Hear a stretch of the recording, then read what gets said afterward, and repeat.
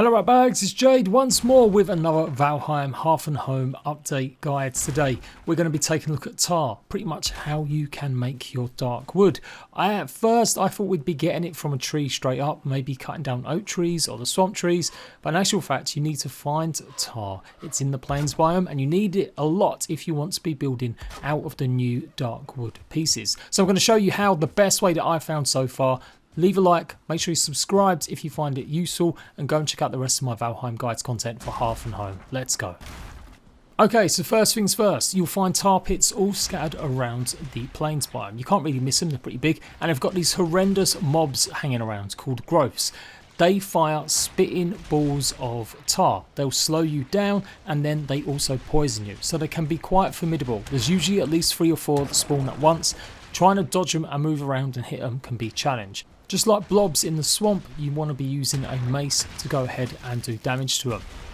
Their knockback is no joke either, and it can really damage you. I'm using cheats here because the main point of this guide is just to show you where the tar is. That said, absolutely use roll to move sideways out of the firing line, and hopefully you'll have enough stamina to take them on. They don't actually have too much health, so it shouldn't be too much of an issue as long as you're dodging and moving around and you haven't got the heaviest gear on. When you kill them, they will drop some tar as well, so it can be another way to get some. Right, onto the tar pits themselves. You'll also find lots of bones around the edges, and if you're lucky, you may find 4 little nodules like these hanging around the edge. They're pretty easy to get to, and they can offer you a quick and easy way just to grab some. Now, they're not always this deep, but if you use the free cam mode, you can see underneath and see how many of the big nodules there are. These much bigger nodules can offer anywhere between 17 and 20 that I've found so far pieces of tar. Now if you're wondering why you can't just simply go up and pick them, well, because they're stuck in the tar. In fact, anything you drop inside that tar pool, you may find that you won't be able to get it until you drain the tar out of the pit. And that's what you have to do. Dig a trench fairly sort of narrow and let the tar slide down into it. You can see it starts to drain and you will be able to pick up all the tar on the edges. You will have to pretty much drain the whole pit if you want to get that deeper tar. As said, not every tar pit is super deep, so you might not necessarily have as many big nodes, but yeah, usually there's 3 or 4 of them somewhere down there.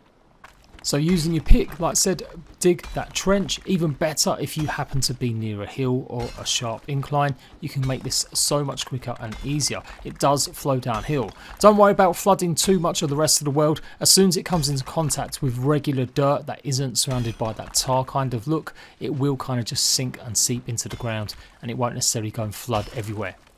My best advice is to start the trench from way outside of the tar pit and work your way towards it.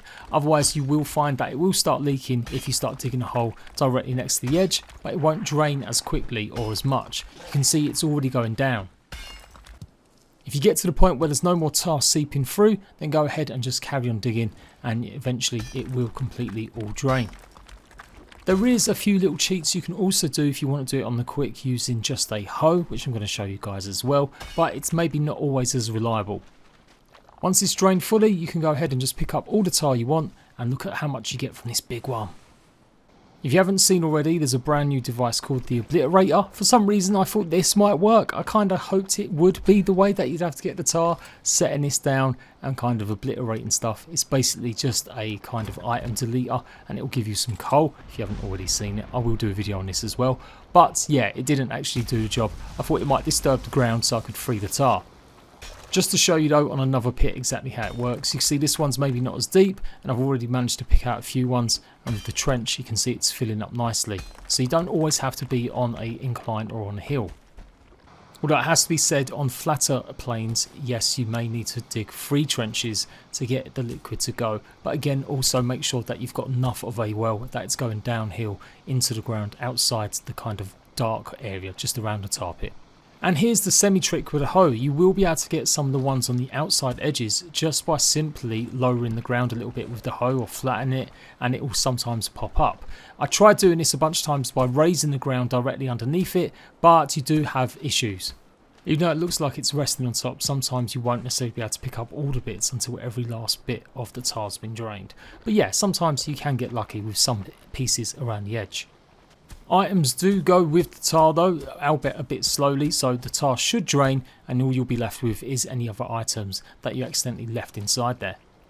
The growth monsters themselves are pretty OP. They will attack absolutely anything that comes close to them, whether or not it's the poor Loxes or some of the Fulins.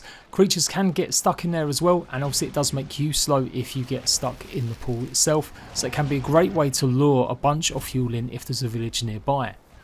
But be warned though, the Fulin can swim, so eventually they will get free, so it's not a guaranteed way to trap them forever.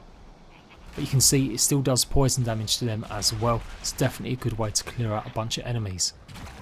I'm kind of hoping we'll be able to pick the tar up or make it into liquid again, so we can even make our own little tar pit near our bases. Otherwise you'll have to find one like this which had 3 pools, and maybe even see if you can build a base right in the middle. The tar itself isn't poisonous when you're inside it. It's only poisonous, I do believe, when the growths fire at you. Pretty much need the tar for anything that says it's dark wood, and let's simply just craft it. Usually 1 piece of tar for each wooden piece. You also get a trophy from the growth. Yeah, it's interesting. It's kind of sickly, ain't gonna lie. I was kind of hoping it would open and close its kind of bony teeth. And there we go. That so far is the easiest method that I've found for getting tar. If you've been having problems trying to get hold of the big nodes, drain it out completely, try and keep it narrow, try and make it deep, and always start from outside of the tar pit. If I find any other easier, quicker ways to do it, I'll let you guys know, but I think that's pretty solid. Let me know how you're enjoying the Hearth and Home update, and I'll see you at Bags for another guide very soon.